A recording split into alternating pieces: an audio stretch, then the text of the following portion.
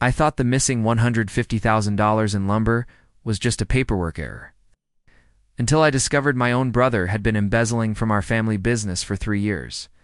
Jake's plan was perfect, except for one thing. He underestimated how far I'd go for revenge. My name is David, and I want to tell you how I discovered that my beloved younger brother had been systematically stealing from our family business for 3 years, planning to destroy everything our father built while pretending to be the loyal son who would carry on the legacy. It all began on a cold January morning when I arrived early at Mitchell & Sons Construction, the company my father started 40 years ago with nothing but a pickup truck and an unshakable work ethic. Dad had built it into one of the most respected construction firms in Colorado. When he passed away 2 years ago, he left the business to me and my younger brother Jake in equal shares. I was 35, the older brother who had always been more serious about the business. I had a degree in civil engineering and had worked alongside Dad since I was 16. Jake was 31. Charming and charismatic, the one everyone loved at family gatherings. Dad always said Jake had the people skills that would take our business to the next level. What I didn't know was that Jake had been using those people skills to rob us blind. I discovered it by accident. I had come in at 5 a.m. to review the quarterly reports before our big presentation to the bank about expanding our operations. As I was going through the books, I noticed something odd in our materials purchasing records. We had apparently ordered $150,000 worth of premium lumber from Morrison Supplies in November, but I couldn't remember any projects large enough to require that much material. I pulled up our project files and cross-referenced them with the purchase orders. The lumber had never been delivered to any job site. My first thought was that it was a clerical error. Maybe the delivery had been misrouted, or the paperwork was filed incorrectly. But as I dug deeper, I found more discrepancies. Thousands of dollars in equipment rentals for jobs that didn't exist, payments to subcontractors for work that was never performed, overtime payments to employees who weren't scheduled to work. All of these irregularities had one thing in common. They were all approved and processed by Jake. By the time Jake arrived at 8 a.m. with his usual cheerful morning bro and coffee for both of us, I had uncovered over $400,000 in suspicious transactions spanning the past 18 months. "You're here early," Jake said, setting down my coffee.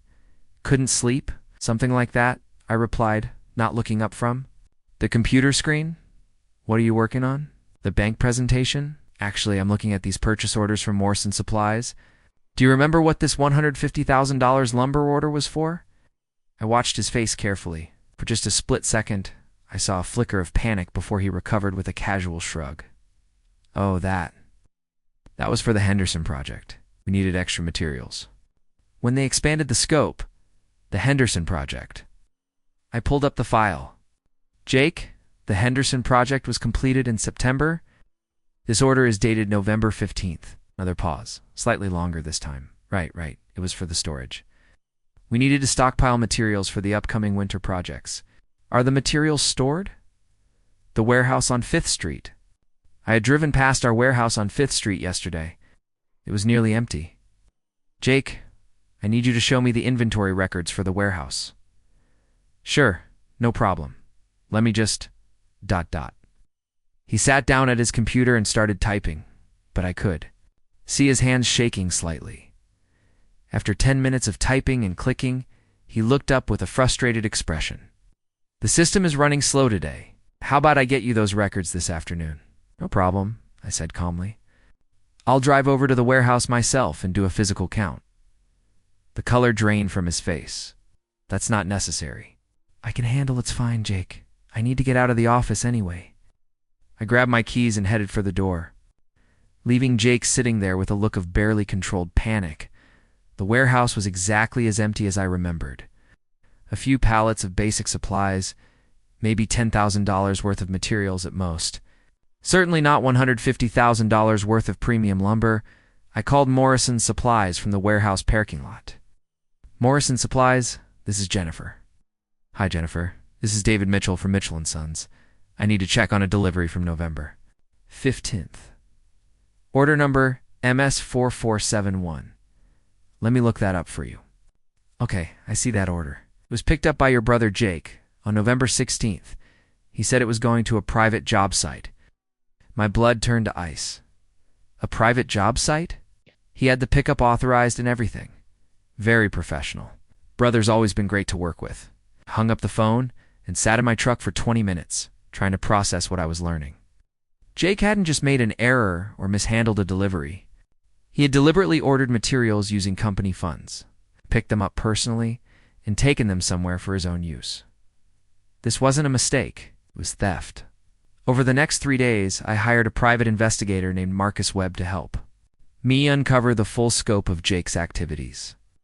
Marcus was a former FBI agent who specialized in corporate fraud. What he discovered was devastating.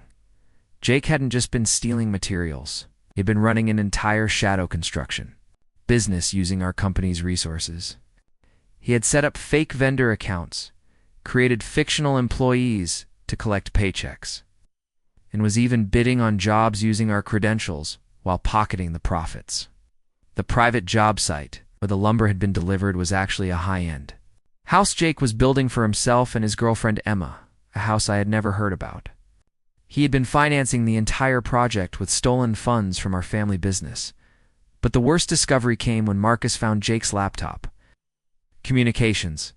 Jake had been in contact with Blake Morrison, the owner of Morrison Supplies, about a scheme to inflate our material costs. Blake would submit inflated invoices to Mitchell & Sons. We would pay the full amount, and Blake would kick back 30% too. Jake, while actually delivering materials worth only 70% of the invoiced amount. Email exchanges were damning. David never checks the details on the supply orders. As long as the totals look reasonable for the project size, he just approves them. This is easy money. Jake, your brother, seems like a trusting guy. Lucky for us. Blake, he's always been the naive one. Dad left him in charge because he's the responsible one. But he has no idea what's really going on. I could probably steal twice as much before he'd notice. Reading those messages felt like being stabbed in the heart. The brother I had trusted completely, the brother I had split our family legacy with, had been not only stealing from me, but laughing about how stupid and naive I was. The scope of the theft was staggering. Over 3 years, Jake had stolen nearly $800,000 from Mitchell & Sons. He had been skimming from materials, equipment, payroll, and even client payments. He had created an elaborate web of fake transactions and phantom expenses that had been slowly bleeding our company dry. But the most devastating discovery was Jake's long-term plan. Marcus found emails between Jake and Emma discussing their strategy to drive Mitchell & Sons into bankruptcy while positioning Jake as the responsible brother trying to save the company. Once I was forced to sell my shares to pay creditors, Jake would buy out the company at a fraction of its value and rebuild it under his own name. David will never see it coming. Jake had written to Emma, he thinks I'm the irresponsible little brother who needs his guidance. By the time he realizes what's happening, I'll own everything Dad built, and he'll be left with nothing. They had been planning to destroy me systematically, using my own trust and love for my brother as weapons against me. Armed with this evidence, I consulted with Patricia Reynolds, a criminal defense attorney who specialized in white-collar crime. Patricia was a sharp woman in her 40s who had prosecuted corporate fraud cases for years before switching to private practice. This is one of the most clear-cut cases of embezzlement and conspiracy I've ever seen, Patricia said, after reviewing Marcus's evidence. Your brother is looking at serious prison time, and you have grounds for complete recovery of stolen funds plus damages. How long will it take? With evidence this solid, we can have him arrested within 48 hours. The criminal case will probably take 6 months to a year, but the civil recovery can happen much faster. I want him prosecuted to the fullest extent of the law, I said. Patricia nodded. I understand this is family, David, but what your brother did goes far beyond simple theft. He was planning to destroy your life's work and leave you financially ruined. This isn't a family dispute. It's organized crime. For the next 2 weeks, I continued working alongside Jake as if nothing had changed. It was the most difficult performance of my life. Every morning when he brought me coffee with his cheerful smile, every time he called me bro or asked about my weekend plans, I had to resist the urge to confront him immediately. But Patricia had advised patience. Let him continue his normal routine. We want to catch him in the act of another transaction, so there's no possible claim that this was old activity he's reformed from. The opportunity came when Jake submitted a purchase order for $75,000 in specialized equipment for a project that didn't exist. Marcus was able to document Jake picking up the equipment and delivering it to his private construction site. On a Wednesday morning in February, I arrived at the office to find 2 FBI agents waiting in the parking lot. "Mr. Mitchell, we have a warrant for the arrest of Jacob Mitchell. Is he in the building?" "Should be here any minute," I said, my heart pounding. Jake pulled into the parking lot 5 minutes later in his brand new BMW car I now realized had been purchased with stolen money from our family business. Saw the federal agents immediately and tried to reverse out of the parking lot. But they were ready for him. I watched through the office window as my younger brother was handcuffed and read his rights. The brother who had grown up in the same house as me, who had learned the construction business at our father's knee, who had stood beside me at Dad's funeral and promised to honor his legacy together. The local news picked up the story that evening. Local construction executive arrested for embezzling $800,000 from family business. Emma called me that night, crying hysterically. "David, this is all a misunderstanding. Jake would never steal from you, your brothers." "Emma, I have 3 years of documented evidence. Stole almost $1 million from our family company. But the house, ... we thought the business was doing so well. The house he's building, it's being built with stolen materials and stolen money. I hope you enjoyed it because it's about to be seized by the FBI." The criminal case moved quickly. Faced with overwhelming evidence, Jake's attorney advised him to plead guilty in exchange for a reduced sentence. He was sentenced to 5 years in federal prison in order to pay full restitution plus penalties. Blake Morrison, a co-conspirator at Morrison Supplies, received 3 years and was forced to liquidate his business to pay damages. But the most satisfying part of the justice wasn't the criminal penalties. It was watching Jake's carefully constructed image crumble in front of everyone who had always seen him as the charming, likable brother. The construction industry in Colorado is tight-knit, and word spread quickly about what Jake had done. The man who had been popular at industry events, who everyone thought was the people person who would take Mitchell and Sons to new heights, was revealed as a calculating thief who had been willing to destroy his own family for personal gain. Emma left him before the trial even began. She claimed she had no idea about the stolen money, but the luxury house, expensive cars, and lavish vacations should have raised some questions. She moved back to California and hasn't been heard from since. Meanwhile, Mitchell and Sons not only survived Jake's theft, but actually thrived once I cleaned house and implemented proper controls. Without Jake skimming profits and inflating costs, our margins improved dramatically. I was able to hire honest, competent managers and expand our operations exactly as Dad had envisioned. 2 years after Jake's arrest, I met Rebecca, a project manager at one of our client companies. Rebecca was intelligent, hardworking, and had the kind of integrity that I had learned to value above all else. She had built her career through talent and dedication, not manipulation or deception. Rebecca and I took our relationship slowly. I had learned the hard way that people closest to you can sometimes cause the most damage, and I was careful about trusting again. But every day with Rebecca confirmed that she was everything Jake had, pretended to be loyal, honest, and genuinely committed to building something meaningful together. We got married a year later in a small ceremony, and Rebecca joined Mitchell & Sons as our director of operations. Having a true partner in both life and business showed me what I had been missing all those years when I thought I could trust. Jake. The most satisfying moment came 3.5 years after Jake's arrest, when he was released on parole. He called me from a halfway house in Denver, asking if we could meet. "I want to apologize, David. I want to make things right." Against my better judgment, I agreed to meet him at a coffee shop downtown. Jake looked like he had aged 10 years in prison. The charming smile was gone, replaced by the hollow expression of someone who had lost everything through their own choices. "David, I know what I did was wrong. I was young and stupid and greedy. But we're brothers. Can't we find a way past this?" I looked at this man who had once been my closest family member, who had systematically planned to destroy my life while smiling.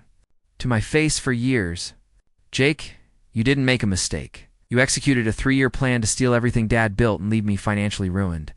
That wasn't youthful stupidity, that was calculated evil. I never wanted to hurt you. You called me naive and stupid in emails to your co-conspirators. You laughed about how easy it was to steal from me because I trusted you. You planned to drive me into bankruptcy so you could steal our father's legacy." He was quiet for a long moment. "I can't change what I did, but I've learned from it. I've found God in prison, David. I'm a different person now." "I'm glad you found religion, Jake. I hope it helps you. But there's no relationship to repair here. You destroyed that when you decided to betray everything our family stood for. What am I supposed to do now? No one will hire me. I have nothing. You should have thought about that before you decided to steal almost $1 million from your own family." As I walked away from that coffee shop, I felt a sense of closure I hadn't expected.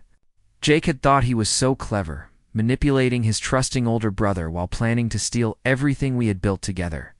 He had believed he could use family loyalty as a shield for his crimes, counting on my love for him to blind me to his betrayal. Instead, his greed had cost him everything. He lost his freedom, his reputation, his relationship, and his family. Meanwhile, I had learned to build stronger systems, hire better people, and recognize the difference between loyalty and manipulation.